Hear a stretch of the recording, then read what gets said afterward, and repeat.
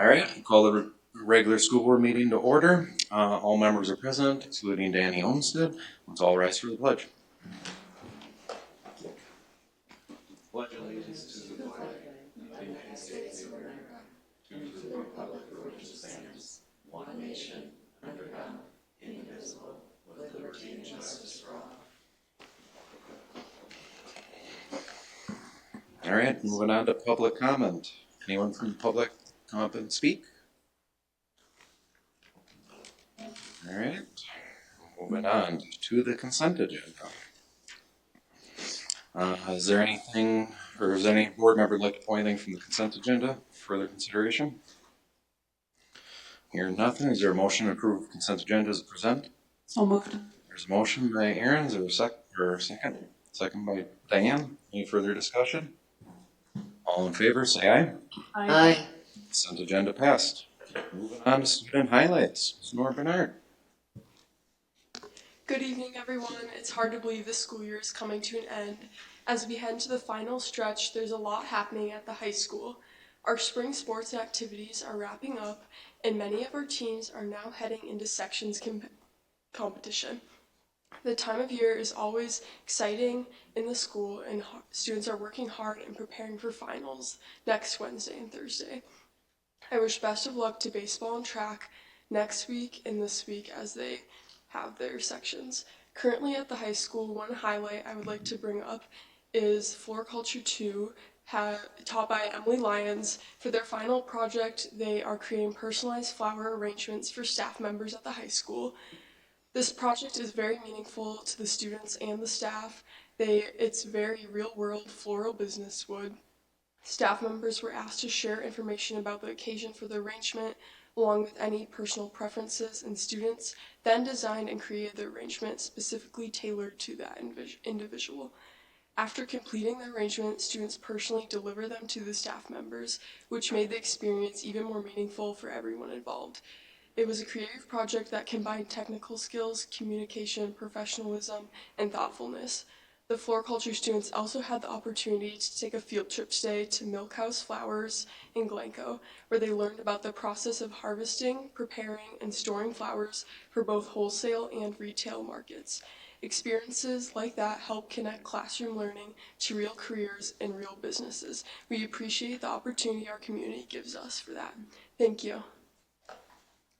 So again, with the school year wrapping up, I just wanted to highlight a few of the senior events going around at the high school. Last Monday, we had Senior Salute, which is with NHS, and then Senior Awards Night. And I just want to say that we are incredibly thankful to our community for the amount of scholarships that they provide and the continued support to invest in our futures. I know that myself and all the seniors really appreciate it. And then this next Friday, we're doing the senior walkthrough, which is where seniors go and visit the elementary school and the middle school, and they go and say hi to their old teachers. And then after that, we're going back to the high school, and everyone's looking through the senior slideshow. So that just says like where you're going to school next year and what you're studying. And then graduation is June 5th, so pretty close. And then I had day one of golf sections yesterday, and I just wanted to point out Elle Schwein. She's advancing to state, actually. So that was super exciting. She finished first individually when you take out Minnetonka, who was the top team. And then finally, I just wanted to thank the board for this opportunity to serve as a student representative this past year. I've deeply appreciated the perspective I've gained, and I think it's been such a valuable experience, and I will truly reflect upon it. And I don't know, I just think that it was a really valuable way for me to gain perspective. So thank you, everyone. Ava, we should thank you too for putting up with us for a year. And Eleanor, I hope you continue to for another year. Okay, guys, good. Thank you, ladies. All right, moving on to Tiger Time. Wanted to take the opportunity to introduce Melissa Ovaje, our Tiger Elementary art teacher. She's going to come up and speak about art at Tiger Elementary. Thank you. I know Jen wishes she could be here. It was so sweet of her to call, but she did not sound so good. Welcome. Thank you for having me. I have a little presentation, and I just wanted to introduce myself first. I know that I know some of you, but some of you may not know who I am. I'm Melissa Ovaje. I am a Hutch grad. My maiden name was Kirchhoff. And here's a picture of my family. My husband is a sheriff with Hennepin County. My son Liam is in 5th grade, and Emmy is in 3rd grade, so I have her in class right now. Before I was a teacher, I was a paraprofessional at West for a year with kindergarten, and then 8 years at Park Elementary with grades 2nd through 5th grade, and then now at Tiger. I'm going to start with our annual youth art show. The month of April and March getting ready for the art show is very busy. We have the 3rd grade musical, and then I'm also having kiddos help me prepare for the art show. This is K through 12, and it's at the Hutchinson Center for the Arts. It's been there, I think, every year that I've been a teacher here. I know growing up, we went to the mall, and we would have our art in the mall. Not only is it K through 12, but GSL attends New Discoveries, the Montessori School, they has, at least in the past, as well as St. Anesthesia. And so the Art Center is filled with art all the way up to the high school. There's a couple pictures from my daughter. One is from, I think, kindergarten. There are some projects. The yellow banners are from Tiger Elementary, so 2nd and then 3rd graders, as well as the clay ceramic leaves, and then the clay sundaes. I wanted just to lead into the next slide. I follow Minnesota State standards, of course, and I also go by some national standards just for bigger picture questions of why do we make art? What is art? And these pictures are of students mixing values, and then of students mixing secondary colors from primary colors. And so on the easel it says using artistic foundations. And something that I do in my classroom is relate every art project to the elements of art. And so the elements of art on the bottom and a left middle are line, shape, color, value, form, texture, and space. And so we talk about how all art has to have at least one of those. But all of this stuff is all the things that we do. So with different projects, we talk about safe material management and exploration. A standard is safe studio practices, and then also exploring different materials. I have a very growth mindset in my classroom of just try something, you might be good at it, or attitude and effort are more important than art, I say. So we're not professional artists, we're just children, and just try. Again, the national and state standards, reflection and revision are also Minnesota State standards, reflecting on your art, but then also getting feedback and then revising your art. I add in art history and artists, of course, and we talk about ancient pottery and stories in clay and how clay lasts forever. And archaeologists dig up clay and they can learn about ancient civilizations and what they were like, or what they ate, what they did. Technology, you saw a little stop motion animation that was used with an app on iPads. We use Quick Draw, which is a drawing game. I use Book Creator to make books with illustrations and with writing. And more that I did not add on there because this was a lot. The why, the benefits of art. Every day I see kiddos using their fine motor skills with drawing, painting, cutting and gluing, building with clay, building with paper. Creative development, problem solving, critical thinking skills, communication, even if it's communicating how to share the markers. That's important. So collaboration, and of course creativity and coming up with their own ideas and original ideas, which is another Minnesota State standard.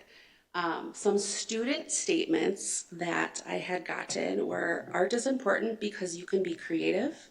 For symmetry, you might, M-I-T-E, need to split something in half equally. So art teaches you that.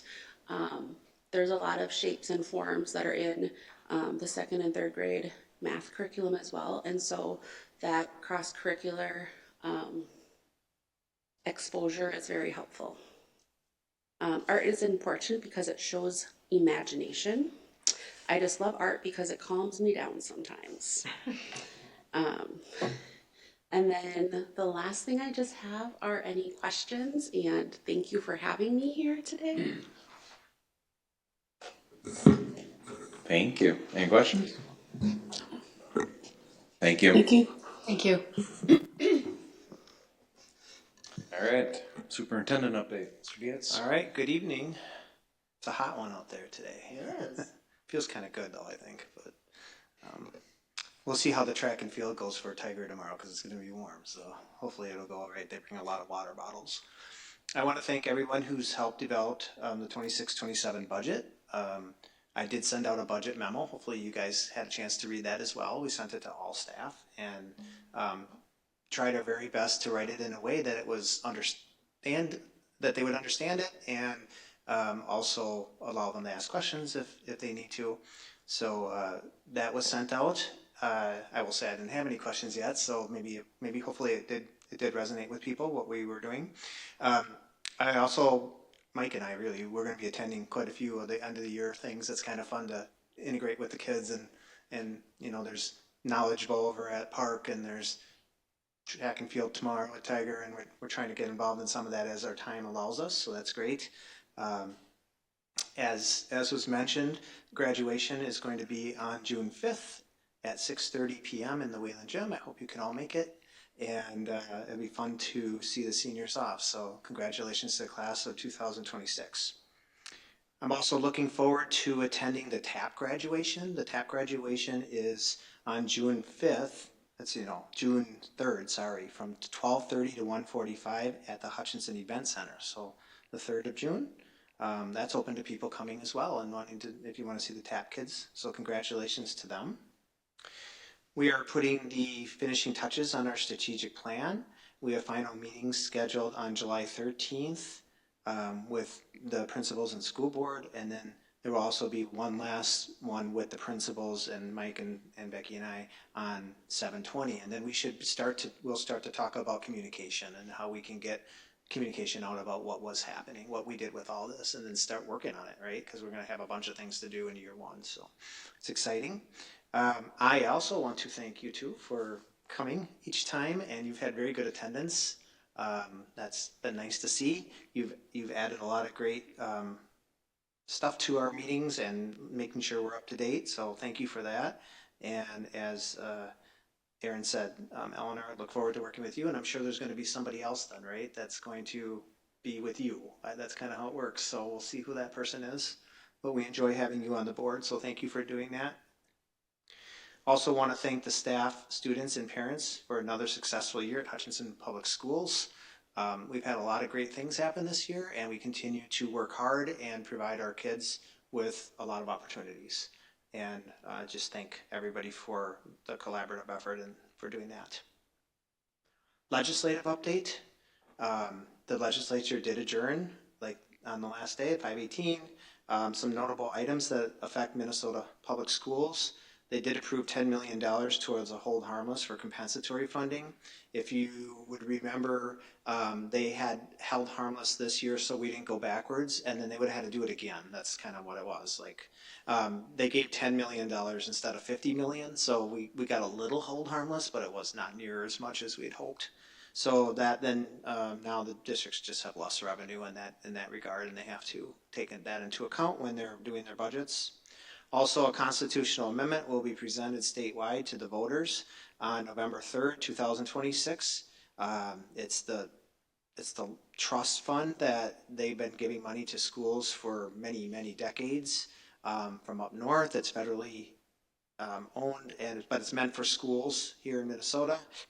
And because both the Minnesota House and Minnesota Senate both had common language to put it on there, it's going to go to the taxpayer, to the voters in Minnesota, and if they get enough yeses, then about $70,000 would come to Hutchinson. So everybody's going to get a piece. It's about $28 a student is what it comes to. So I guess we'll just have to sit back and wait to see how that goes. Also, some items that we are tracking for 2027 for the Minnesota legislature. And we have to remember there's going to be a new cast, right? I mean, we have people up for re-election. We have a lot of people that retired out of the House, a lot. So, I mean, there's going to be a lot of new House members, but also a new governor. So that'll all play into how this might look in 2027. But one of the things we're going to be tracking is summer unemployment for our non-certified staff. Non-certified staff some years ago were allowed to apply for unemployment, even if they knew that they were coming back. They just could during the summer. Right now, that's being covered by the state, but like the compensatory, it's not covered, but much more than one more year. Like this summer and June of next summer, and then if nothing gets done, that becomes our bill. So I don't know how that's going to look.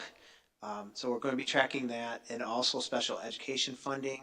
The 2025 Minnesota legislature made a reduction of $250 million to special education funding, and it's supposed to be kicking in for the 27-28 school year.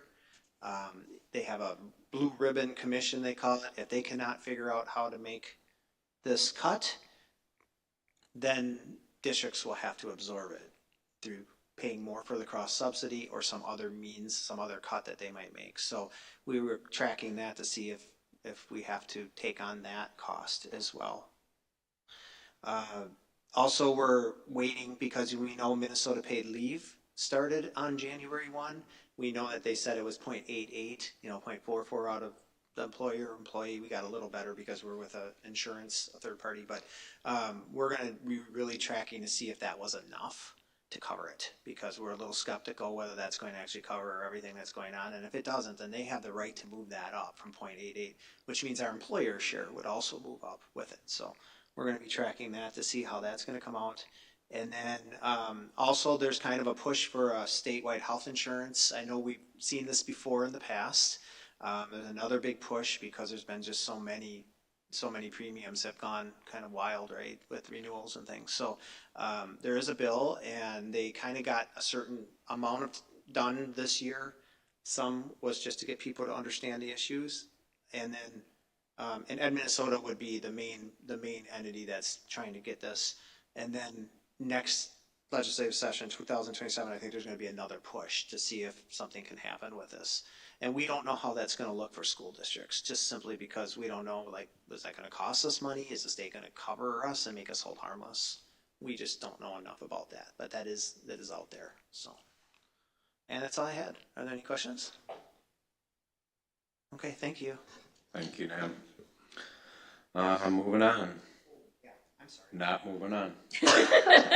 We are. It's just we thought it would be nice to try, and this is a tricky one, to try to summarize all that PowerPoint that we got back for the election survey. But we did put this together, and it basically 400 random Hutchinson School District residents were called either through their cell phone and landline.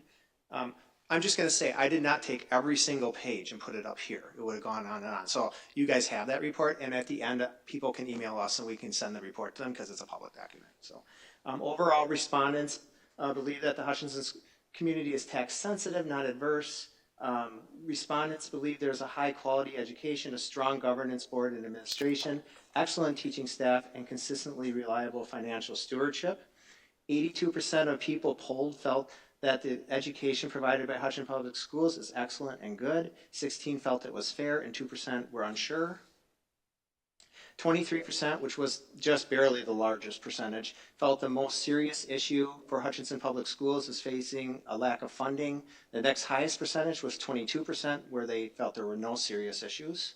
When discussing meeting the needs of students, 92% of respondents feel Hutchinson Public Schools is meeting all or most of the students' needs. 7% felt that they were meeting some of the needs, and 1% was unsure.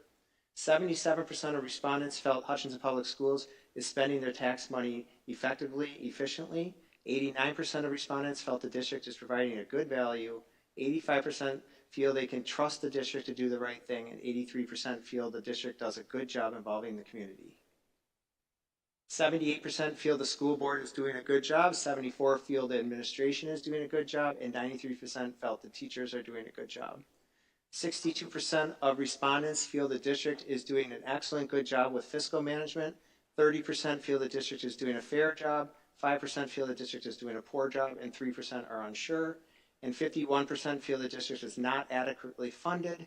40% feel the district is adequately funded, and 9% was unsure. 42% feel the school taxes are very high or somewhat high. 46% feel school district taxes are average. 4% feel school district taxes are somewhat low, and 1% feel they are very low, and 8% were unsure. And 77% feel technology is very important or essential. 19% feel technology is somewhat important. 4% feel technology isn't very important. And 26% are for a vote, 48% are persuadable, and 24% are against the vote, with 2% being unsure. And then when considering an operating referendum, 78% feel a tax increase should go to competitive wages and benefits. 77% feel a tax increase should help maintain programs. 72% feel a tax increase should maintain and expand Tiger Path. 65% feel a tax increase should help provide financial stability, and 64% felt a tax increase should help update classroom technology. When looking at a capital projects levy, 76% felt the taxes should help maintain programs. 73% want taxes to support safety and security. 69% want taxes to maintain and expand Tiger Path. 68% want taxes to support cybersecurity and data privacy.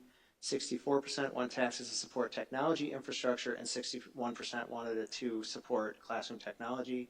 And the survey supported asking district residents for a vote for up to $12 per month for a $350,000 home. And then I just have on here, if anybody wants the full report, they can certainly email me and we'll get it to them so they can see everything. That was my best attempt to try to summarize what was kind of a lot of information. So any questions? I know you heard it already at the work session. So Thank you. Thank you. Yep. All right, moving on. Dr. Scott. All right, a couple of district highlights. The first one is Caden Fitterer was selected to represent Hutchinson in the Minnesota Fast Pitch Coaches Association All-Star Game Series. There's a banqueting game. The banqueting games will take place starting on June 7th. So good luck to Caden. Congrats for being part of that. Bobby Ajala, a senior, competed in the Class A state tournament on Friday, April 24th. I think both of our board reps maybe spoke to this, but maybe a meeting ago at Park Center High School. After 3 preliminary rounds of discussion, Bobby made it to the final round where she placed 7th overall, the last time a student from Hutchinson qualified for the state speech was in 2023, and the last time anyone placed was in 1994. So in order to qualify at state, students have to be one of the top 3 in their category at sections, and that was on April 18th. Other students who had good performance but didn't quite make it to state were Lola Bradford, 6th in discussion, Kate Oberg in 7th in discussion, and Princess Ingling in tied for 7th in humorous. So congratulations to all of those students, and especially to Bobia for making it to state. Carrie Taylor, our special ed, our special services director, we just wanted to recognize our staff at our TAP program. They've worked incredibly hard, despite being very limited on staffing. I know I'll speak here in a little bit about just some staffing update, but we are short everywhere, especially in special ed. But when fully staffed, our staff at TAP has 2 teachers and 10 paraprofessionals, and many times we're maybe down 1 teacher and 2 or 3 paraprofessionals. So really having to make things meet for the students and the staffing and all the staff coming together and trying to find ways to make sure all those holes are filled. The Minnesota Department of Agriculture is proud to announce the winners of the 2026 Minnesota Grown Cream of the Crop Awards. This contest recognizes K-12 school districts or early care centers that show outstanding leadership in promoting and serving Minnesota grown and raised foods. So this year's winners have earned the title of Cream of the Crop in their respective categories, and the Hutchinson Public Schools was School District of the Year. so congratulations again to our food service. There's some more narrative there that Leslie Mueller, our director of child nutrition, had put on there. I think there's some accolade that this department gets just about every month, just with the state recognition in our Grow Your Own program, and trying to continue to reach out to our community. I did just speak to some of the staff shortages. We already have 18 new teachers for next year hired, either new or some shifts from somebody going to a position they're already teaching right now in the district to a new position, or a long-term sub, or again, new. So that's kind of where it's at with that at 18. And right now we have another 8 special ed openings, teaching openings. And a couple more teacher positions yet to fill. So if right now where we are without the school year over is probably around the 25, 26 new, I don't want to say new teaching positions, but new teaching positions or long-term subs or new to a position. So we continue with that where we are with the turnover and the need for teaching staff, and we have just an update yesterday that goes out to all of our staff if there are any new staff that start, and that's continual, that there are new staff that start even as the year continues, that we have everything from coaches to event workers to teachers to support staff, 40 different job advertisements, and some of those are for multiple positions. So there continues to be a need for people to work in our school system, and everything, like I said, everything from teaching to event working to support staff to cooks, custodians, part-time, etc. So the end of the year is coming quickly, as we've all kind of spoken about. Our building are preparing for the end of the year reports, especially with our ADSYS programming, and we have service hour spreadsheets to send in and narratives that are being completed. We have to work on our literacy plan. We have a meeting set here next week that we need to report our literacy goals, how we have done, how many staff have been trained on the READ Act, all that has to get reported by the middle of June. And then on June 8th, our QComp coaches will be doing their report to you as well. So we've had some of our curricular training already in social studies. Our 6th through 8th grade social studies training took place last week, and our 9 through 12 from the new resources that they have. So they're well on their way to being ready for next year with the resources. We've got another one next week for our middle school language arts, and then in August for our K-3 language arts. So some of those things are continuing to over the summer then with teaching staff working together with some curriculum writing time. MCA testing is now complete. The window's closed. There's post-test editing that is taking place right now to make sure that all the students were assigned a test. If there's been any missing tests, that I've put in why there was any missing, whether it was opt-out or weren't able to complete it. But wanted to again thank the tech department, building teachers, the support staff for proctoring, administration, all the coordinating. It really went without a hitch again this year. And good luck to all our students. I know we've got 2 days left for seniors, and I think 6 days left for all of our students. So hope the next 6 days or 2 days go very well for everybody, and have a good summer. Thank you. Good job. Thank you. No questions. Moving on. Ms. Bowl. Good evening. Wanted to echo congratulations to the Food Service Department on their Cream of the Crop Award. And I just wanted to highlight all of the hard work they put into the scratch cooking and the meals for the students. While we're just touching on food service, want to make sure that the community checks out the summer meal program running June 8th to the 13th. The hours are posted on the website for the middle school and then the pool rec center locations. In addition to supporting testing and doing a great job, the technology department is busy with its server and device replacements and projects for the summer. As we discussed at Finance Committee, the unspent supply equipment budget is what we use to cover technology replacements for the upcoming year. This is the first time that those dollars didn't cover all of the needs in that department. So revenue generation is needed, or resource allocation is needed in order to preserve and replace the technology and keep it relevant for the students and the staff. A couple of other things that haven't been touched on already. Since we last met, we held a successful open enrollment for employee benefits. If you recall, we were using a new enrollment software platform. That went very well. We're in the process of compiling the census so we can share which plans we're subscribed to the most and what that looks like from a district contribution perspective in the coming weeks.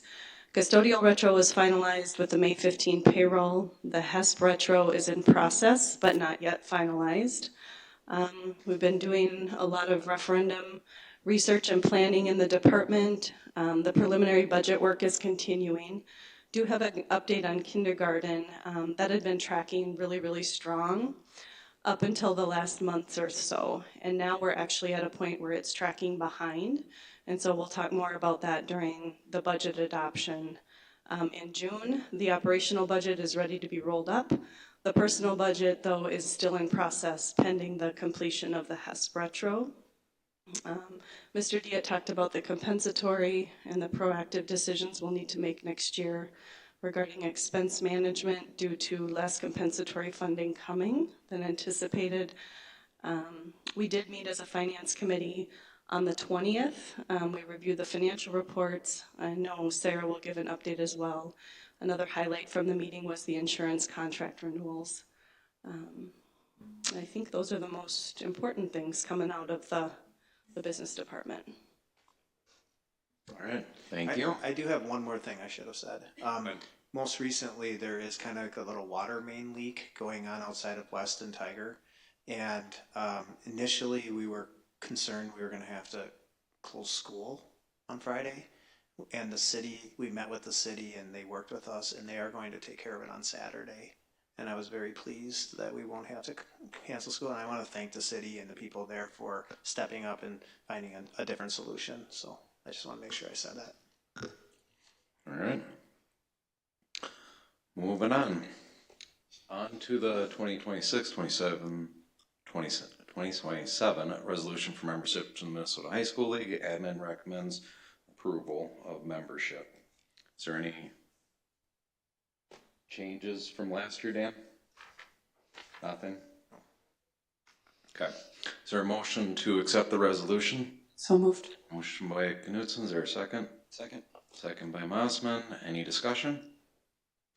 Hearing none, roll call. Knutson? Aye. Luthens, aye. Jankowski? Aye. Mossman? Aye. Holman?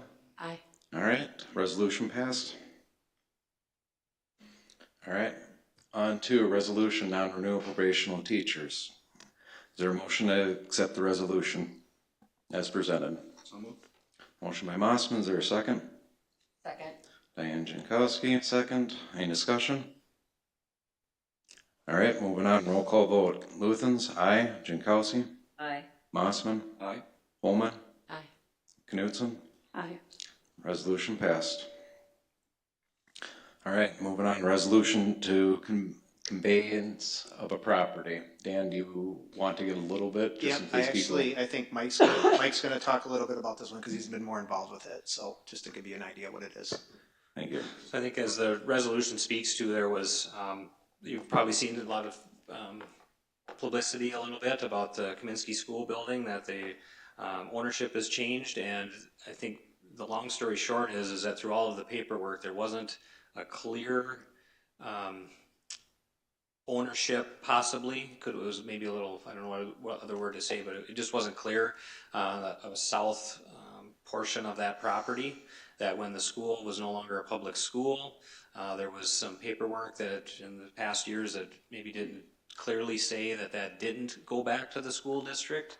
So this resolution and this paperwork, as that organization is working through this, is to make sure that it is clear that that half acre is belonging to that Kaminsky School building, and the whole property is going to be tied together, so that we don't have any ambiguity that the school district has any ownership of that, nor have we felt that we ever did, but this would clear all that up.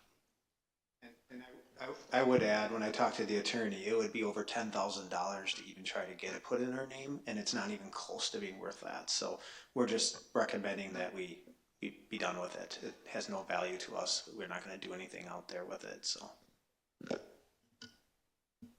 All right, is there a motion to accept the resolution as presented? So moved. A motion by Aaron Knutson, is there a second? Second. Diane Jankowski seconded. Any further discussion? Seeing none, roll call vote. Diane? Aye. Mossman? Aye. Pullman? Aye. Knutson? Aye. Garrett? Aye. Resolution passed 5-0. All right, on to the motion. Well, let's more start discussion first for the minute to prepare a resolution for November 2026. So I want to be really clear, we're not voting on whether we're having an election tonight.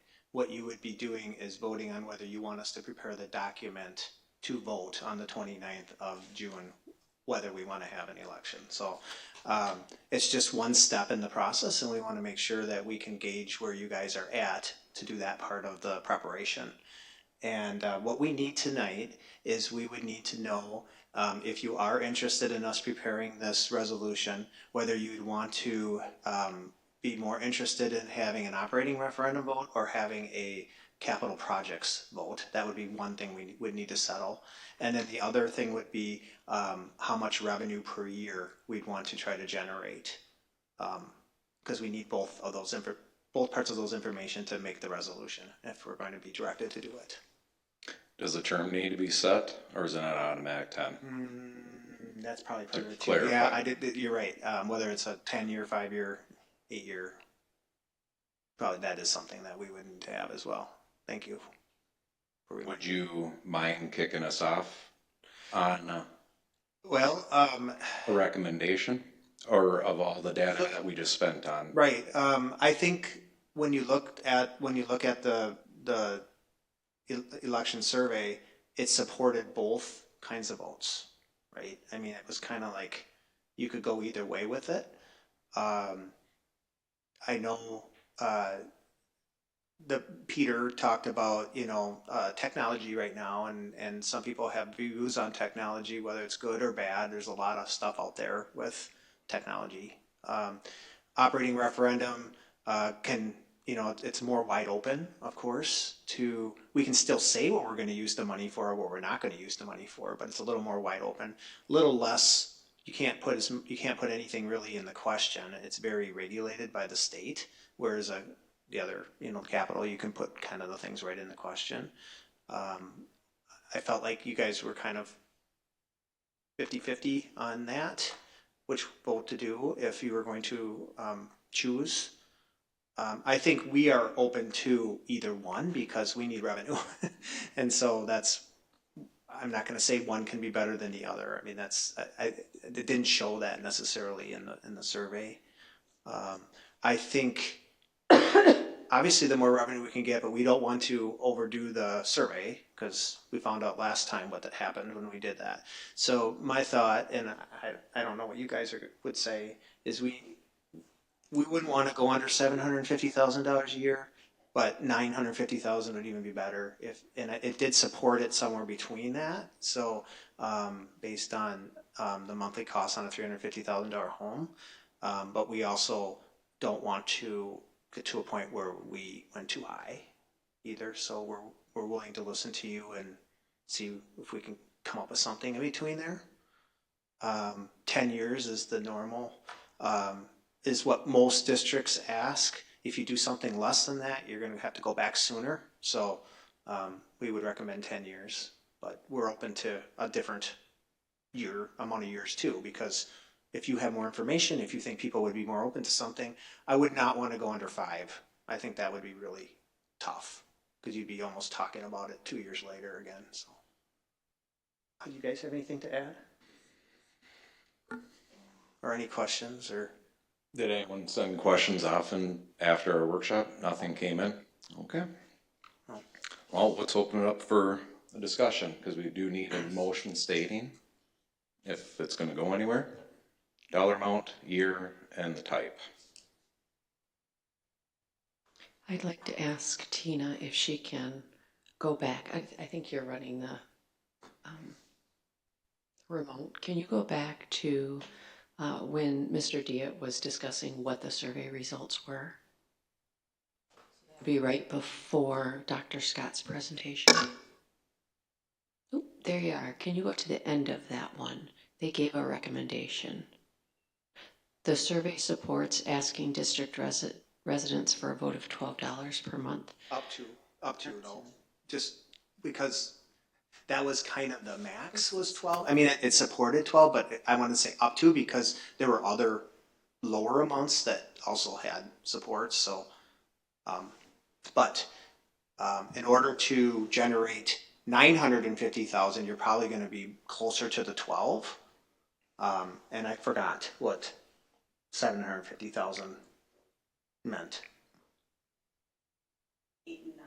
Between 8 and 9. Well, if you're talking about the operating. Yeah, yeah. It's different, right? Because it's different ways to tax. So we would have to, if, maybe, I mean, for clarity, it might be better to talk about what kind of vote.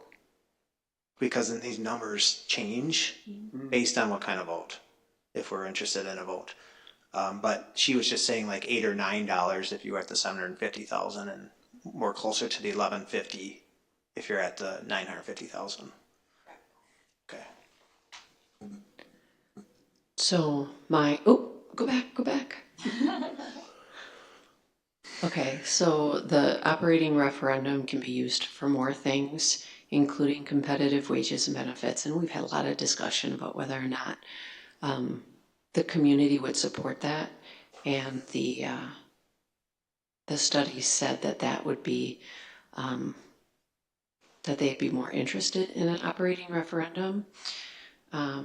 But I do like the fact that with an operating referendum, it can also be used for technology. And one thing I was going to mention during my finance report is we are putting off replacing our student Chromebooks because we don't have the money to cover that for this current year.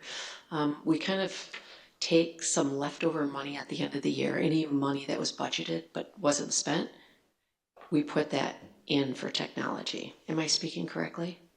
The one thing I would add is there's that, but there's also pricing right now and availability challenges in the market. And the technology director and we have talked extensively about waiting versus trying to jump in right now when so many entities are trying to purchase and refresh for the next year. And then we would be able to pull some of the funding needed from the set aside that we made a couple of years ago within operating capital.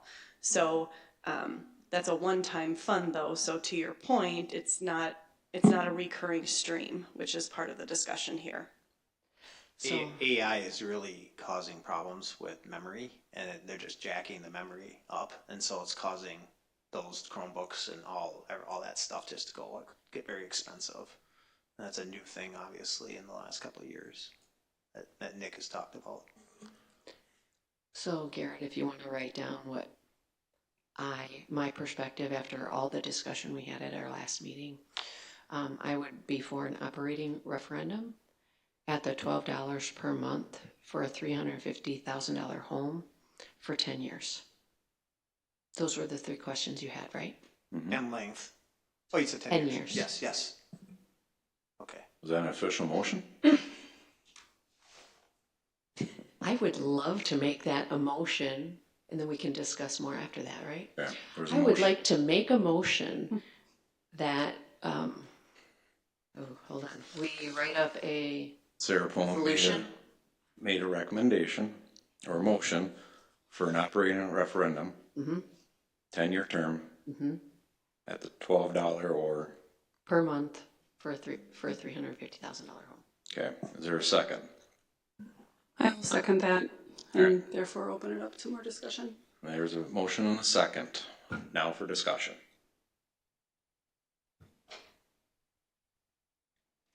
Got a lively bunch. I will say that I've sort of been ruminating on the difference between an operating referendum and a capital projects levy. And I think they both have positives and they both have negatives. And so I have come to a very neutral place and would be interested in partnering with what everybody else's opinion is, because I think that I agree with our administrative team that we need the funding. Many of the things that community are pointing out are exactly the things that we need the funding for and would be supported by either one of these asks. I do think that a capital projects levy, we talked a little bit about the word capital and being a little bit confusing for folks because this wouldn't necessarily be used to build any new properties, and we've certainly been through the building phase in this district. I think with good education to our community, we can explain what that is all about. And I do like that capital projects levy lets us offer a little bit more detail on the operating referendum. But again, I think there's room for either to suit what our needs are. I agree with Sarah that the surveyor was very confident that a $12 ask would be supported by the majority of folks in our community. And because we don't often ask for these things, and because we are in need of the funding, I would suggest also and support going for $12 per month for a $350 home. And I think people get inundated with asks a lot, and so a 10-year frame timeline is what I would also support. Thank you. I'll speak. I'm good with the operating referendum. I would just hope that we do the best we can, making a go of it and show that we're wise, because the next one's going to be up for renewal. So that's always the thing that sits in the back of my mind, is showing the residents, the taxpayers, that we are good stewards of it all. The board is always directing that, because the next one will be up for renewal. So we got to make sure we are keeping our eye on the horizon on that one.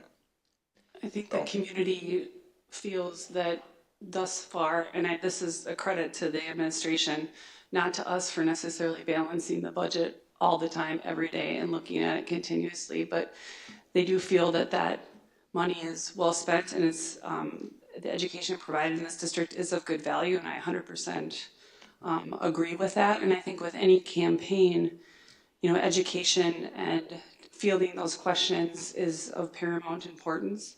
I think the surveyor pointed out to us that there's two things that people really want to know when it comes down to this sort of thing. One is, what are you using the money for? I think there's a plethora of people that know that we would benefit from it, and we can show very easily what we would use the money for.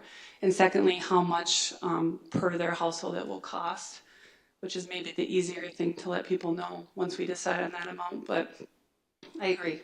We have to be very transparent and clear, as clear as we can be, with all the financial unknowns that we're facing right now about what we're using that money for and how it could benefit the students in our district. Right. Correct. Any other discussion? No. All right. Motion's been discussion. This is for motion for operating referendum 10-year at $12 a month. All in favor of the motion say aye. Aye. Opposed, same sign. Motion passed. Did you get that down? Thank you, Tina. Thank you. On to committee reports. Facilities, Knudsen? Oh, sure. So many in the community have been made aware that the city is sponsoring a study of the school road corridor. I thought I'd touch on it briefly because I personally didn't know as much about it, and I think maybe there's other people that are like me. And there was a meeting last night to sort of gather some information and ask our constituents about how things are going in that area. There was no plans made or designed. I think that the city is in an information gathering stage about how we can make that better. And anyone who's traveled through there during school hours know that it can be quite congested. We continue to have, we're continuing to search for and get answers to the window leakage at Tiger, and that's a work in progress and has been for some time.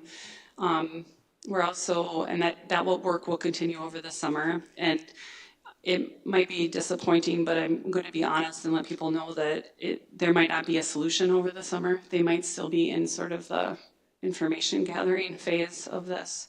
At Park Elementary, there's a couple of leaky areas too that we're hiring a team to come in and actually focally identify where those issues are so they can be patched, rather, just waiting for things to leak and guessing where they might be patched. The pool, as you guys know, was closed for a while. It's now reopened. There will be a big project coming up where we have to replace the sand filter. That's currently being ordered, and so there will be some time in the future where we'll need to shut that down again. Dan already talked about the water main leak at West Tiger, and it's great news that the city is working on that this weekend. And then we just kind of got a quick overview of all the summer projects that Justin and his team are going to be working on. They'll be very busy. So that's all I have. Thank you. I would just add the great thing too is that we do have some leftover money from the TAP and district in the district office, and that is being used like for the pool thing. There's some bleachers we're looking at, some flooring. I mean, so that's going to help our budget because there's some remaining money for those purposes. All right, moving on to finance. Ms. Bowman. Rebecca definitely gave a full overview of what's going on this month in the business department. But let me add that 98% of the budget, or 38.3 million in revenue, is on track with prior years. And as far as our expenses, we're at 74%, or 36.9 million. And again, on track. Hourly salaries and benefits are behind on expenses due to unsettled contracts. Hourly, regular education, and special education substitute costs are ahead of prior years, and that's due to the Minnesota Paid Leave Act and the Minnesota ESST as our benefits. And that covers everything that hasn't already been discussed. But once again, I assure you that our team of 3 asks a lot of questions on the check register, the revenues, the expenses, and we always have great answers. All right, thank you. Technology, Mr. Mossman? Technology was a 12-minute meeting, and I was in another meeting that was 10 minutes behind, and so I missed the majority of the meeting. But I know that one of the topics was how we want to stick to meeting throughout the summer, especially with some devices that we haven't currently found or decided to purchase, some of the short funding that we're running into, and if there's anything else, Becky. I know Becky was on the meeting on time. If there's anything I missed. I think the only other 2 items would have been, Nick Schmidt gives an update on cybersecurity. The training continues, and the utilization of the training is still above the industry average. I think the other piece is he had ordered a server ahead of significant price increases, and that server is here and it's been connected, but they're going to be transitioning from the old server to the new server later this summer when it's a little bit quieter in the district as far as number of students and staff available. And I will say Parent Square is going to be our communication with the texting and the calling, and better communication with our people, our community, and our staff and students. And we are looking at getting that on July 1, so that's in process. It's on track. So, Thank you. All right, that cleans up the committee reports. Upcoming board meetings, speaking with Dan, the June 8th. We have some scheduling things with that one, and we're kind of wondering if we could move it to a week later. Now, I know not everybody's here. We've gone through this with strategic planning, but if we could get a quorum, we'll have to work with our admin, but does the 15th work for people? Could we move it to that? No, Sarah? Does not work for me, but. No, Aaron. Okay. How about the 21st? Is that any better? I know you're off. Sunday? Or the 22nd, I meant. Sorry. 22nd works. That's fine with me. I can make it. Okay, so Aaron? No, okay. The tricky part is we'll work with our admin to see if they can come, but we'll fill in if they can't come. Obviously, we can't if people have plans. So let's see if we can move that to the 22nd. I know Mondays are not taken in this city chamber, so we should be okay on that. The 22nd. 22nd, yep, and that'll give a week then. We'll be back a week later to finish it off with the second, with the regular meeting. Is that gonna, that's the workshop meeting then? Yes. We just wouldn't have a meeting on the 8th Okay, that's at that point because we'll have a different meeting, okay. okay? Is everyone following what's gonna happen on that 22nd? Okay.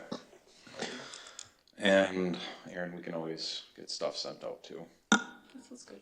Yeah, if you can't make it, Aaron, you can't make it, right? But if you can't, we will send it out to you anyway, and then you can ask your questions and still be okay, hopefully, for the 29th. Okay? Okay. Moving down, and next month we will be conducting the superintendent semi-annual, or be the annual evaluation actually. So there will be a survey heading out to us very soon. Is there a motion for adjournment? So moved. Motion by Mossman, is there a second? Second. Second by Aaron Knudsen, all in favor? Aye. Meeting adjourned.